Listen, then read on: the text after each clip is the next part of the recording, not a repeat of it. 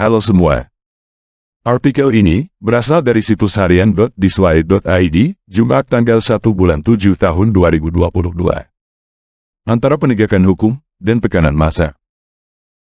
Selamat Hari Bayangkara yang ke-76. Momentum ulang tahun, rasanya saat yang tepat untuk bercermin, introspeksi dan mencoba berbenah. Masih banyak yang harus diubah. Citra polisi yang kadung dicibir dan dipandang sinis oleh sebagian pihak menjadi tantangan. Tapi, memang nyatanya demikian. Masih ada hal yang mencoba ditutupi atau dilemahkan dalam penegakan hukum. Tumbuh ke dalam dan tajam keluar, rasanya masih dilakukan kepolisian. Kendati secara sembunyi-sembunyi.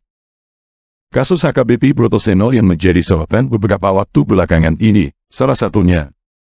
Bagaimana mungkin seseorang yang sudah divonis bersalah dan menjalani hukuman 5 tahun penjara masih bisa berdinas?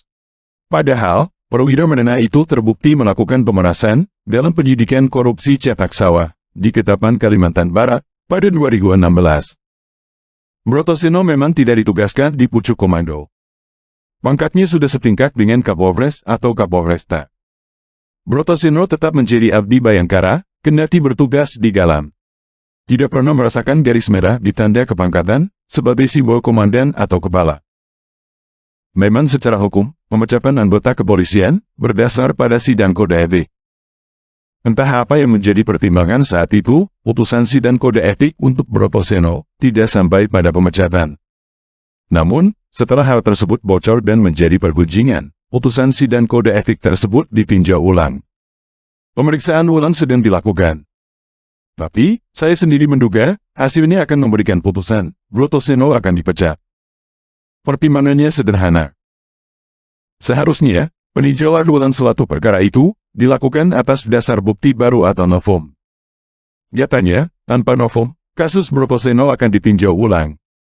Sederhana, hilang satu nyawa demi sebuah kehormatan. Itu sama dengan apa yang dilakukan kepolisian saat mengamankan Murtedi alias Ahmad Sinta, 34, petani asal Dusun Mapek Maling, Desa Ganti Kecamatan Paya Timur, Kabupaten Lombok Tengah, Nusa Tenggara Barat, April lalu. Ahmad ditetapkan sebagai tersangka karena membunuh 2 begal yang hendak merampas motornya. Polisi memang seharusnya mengamankan Ahmad, sebab ia memang sudah membunuh 2 begal yang hendak merampas motornya. Keputusan apakah yang dilakukan Ahmad adalah sebuah kejahatan atau upaya membela diri harus dibuktikan di pengadilan. Hakimlah yang berhak menentukan apakah yang dilakukan Ahmad termasuk upaya membela diri.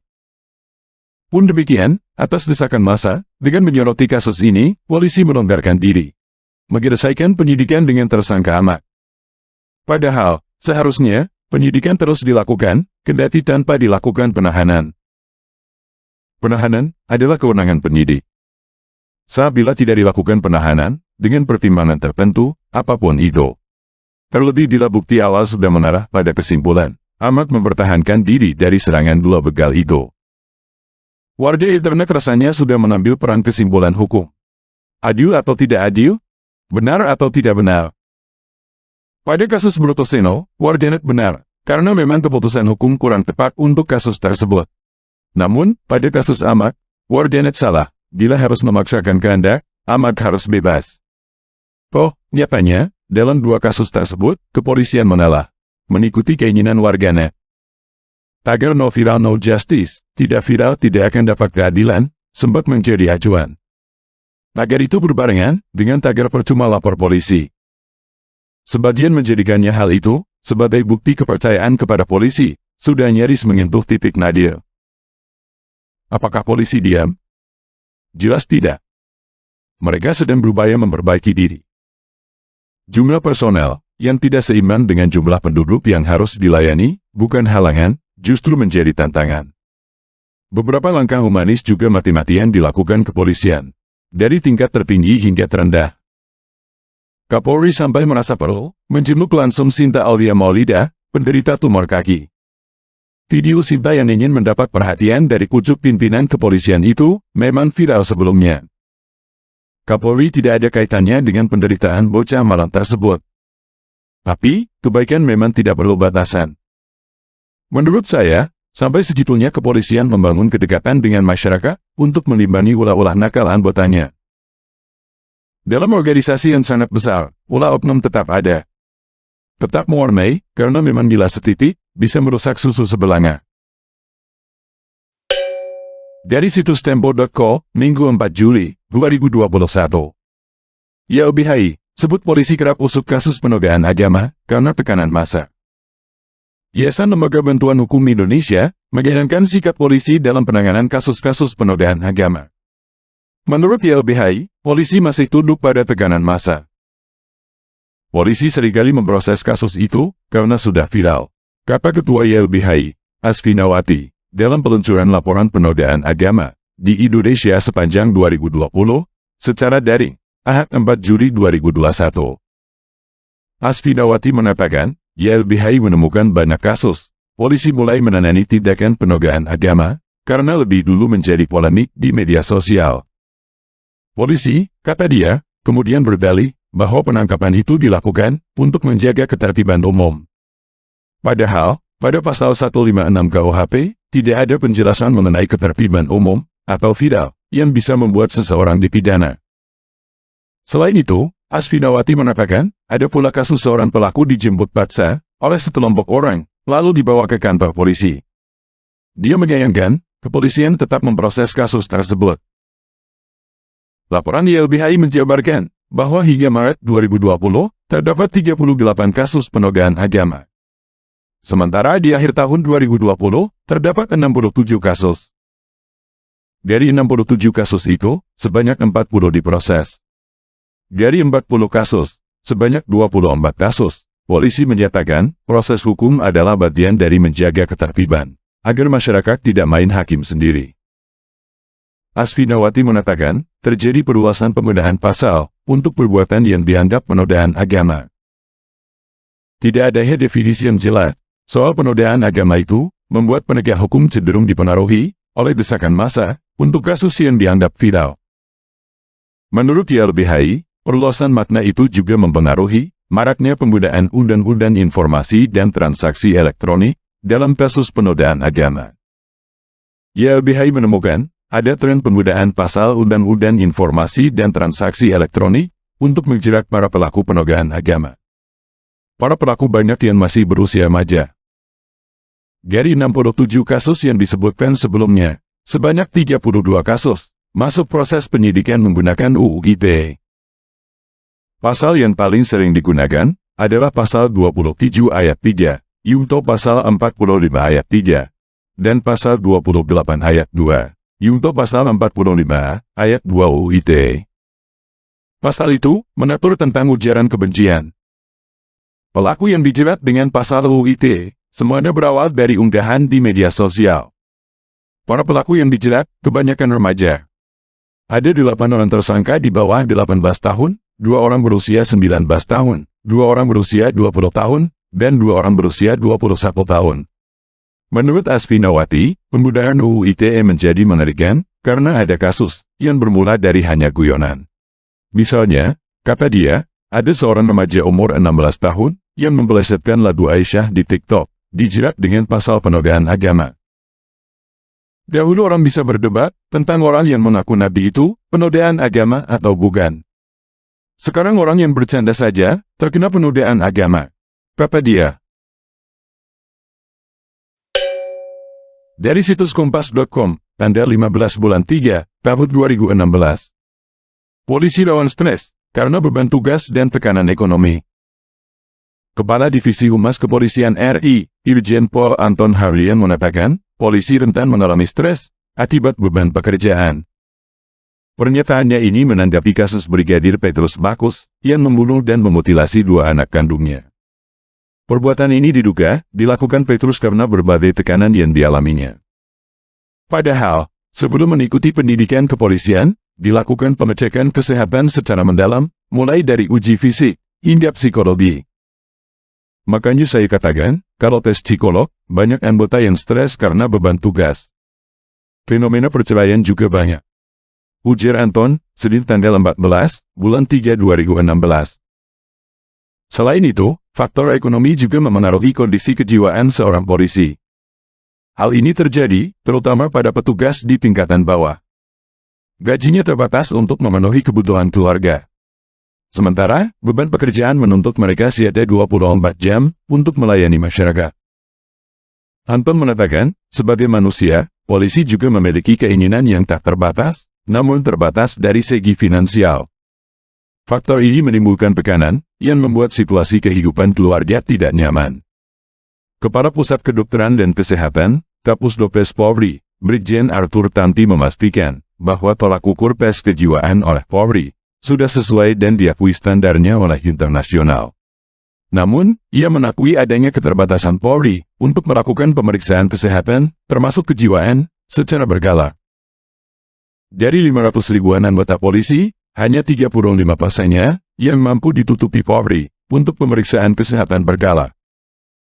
Kita harap ke depan bisa ada pemeriksaan berkala untuk seluruhnya, kata Arthur.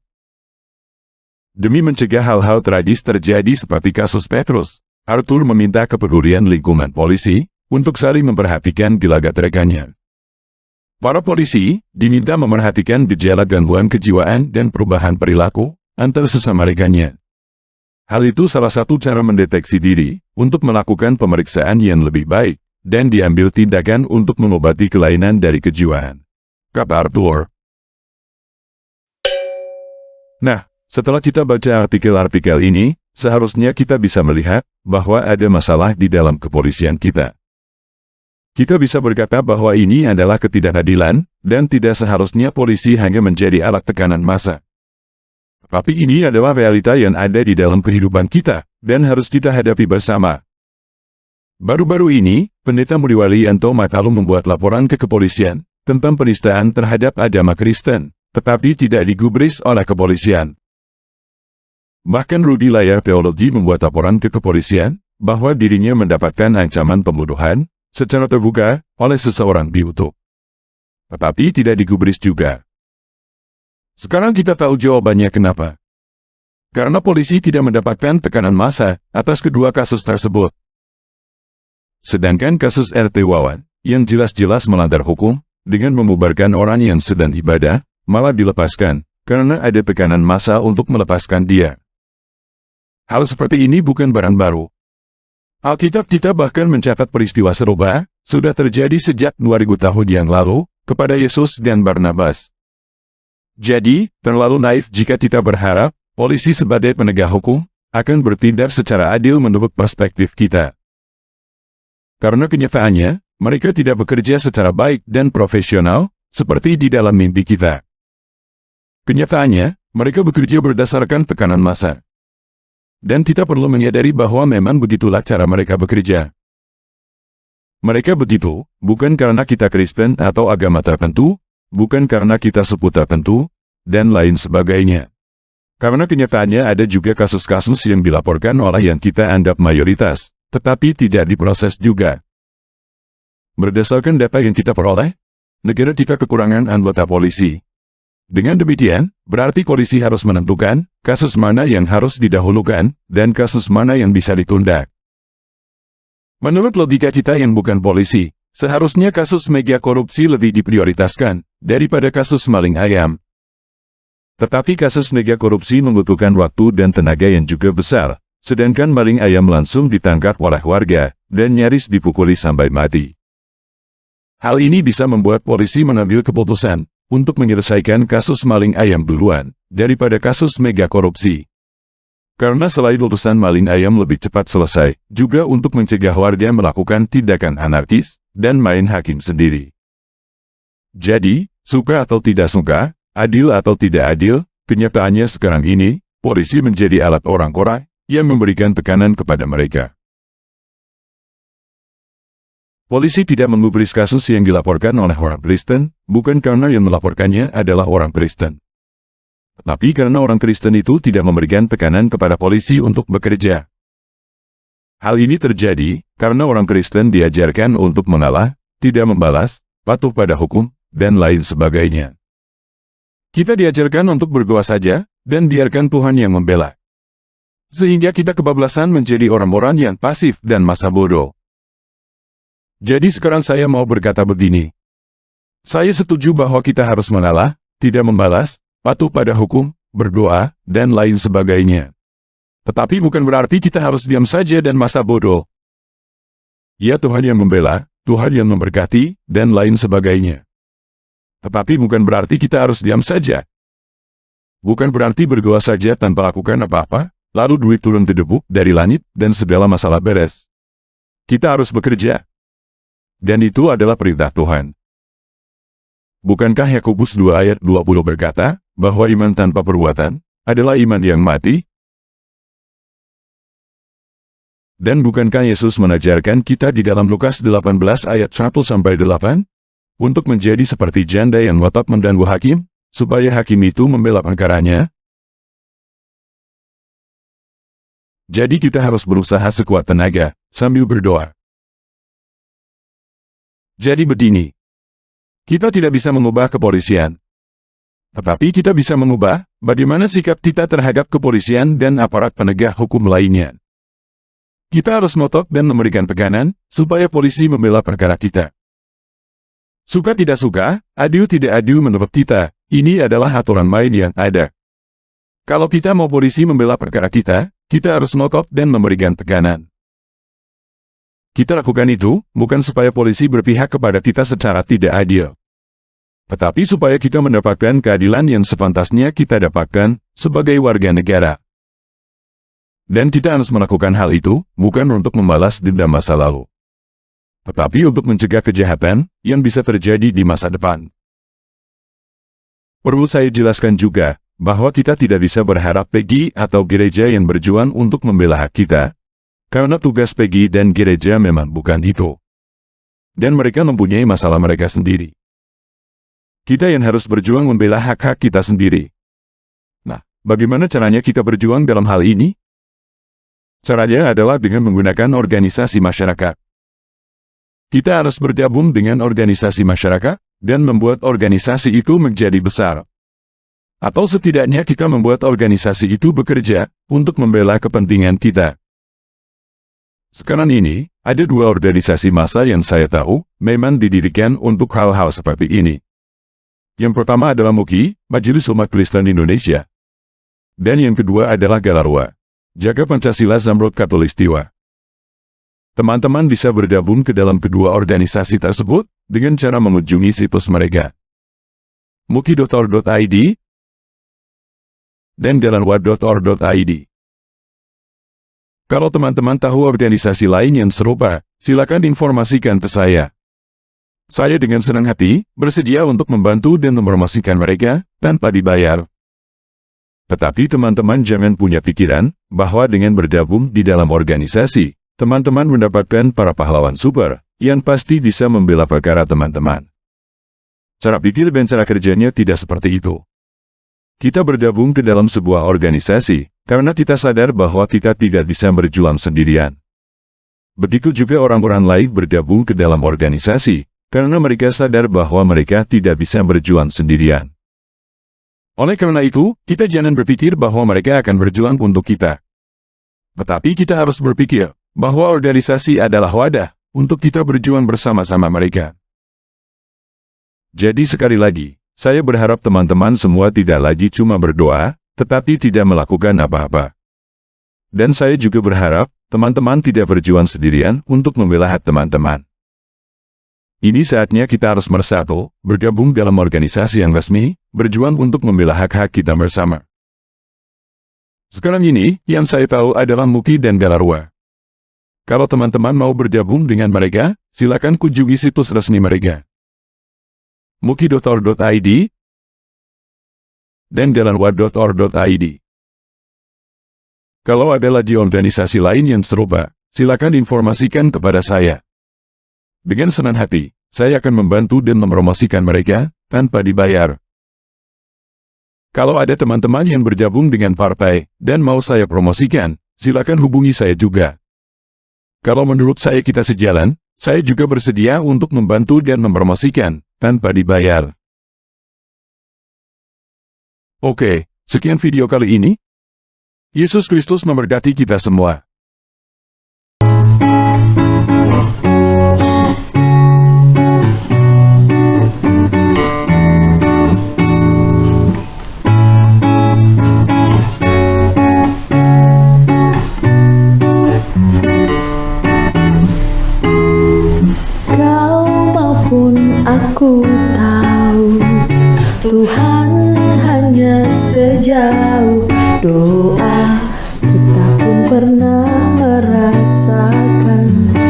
ditinggalkan dan juga meninggalkan cinta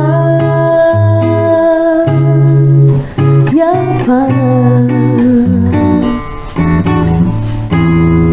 Dunia menawarkan berjuta-juta keindahan, namun satu hal yang pasti, Tuhan punya lebih dari segalanya.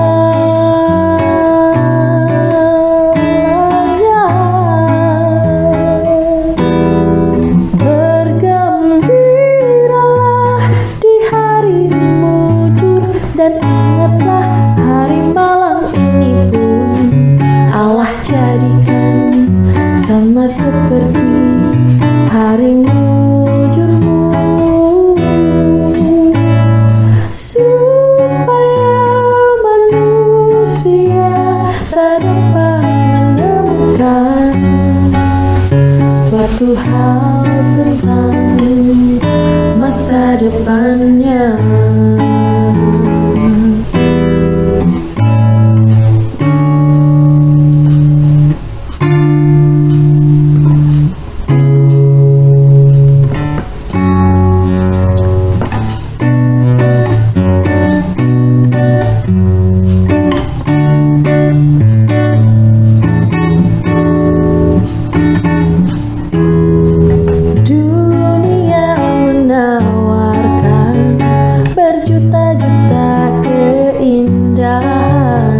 Namun satu hal yang pasti, Tuhan punya lebih dari segalanya.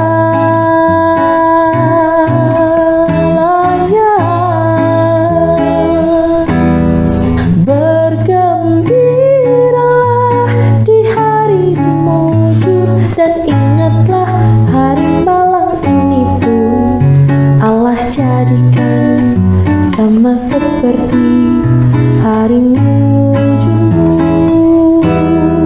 Bergembiralah di hari mujur, dan ingatlah hari malang ini pun Allah jadikan sama seperti hari mujurmu,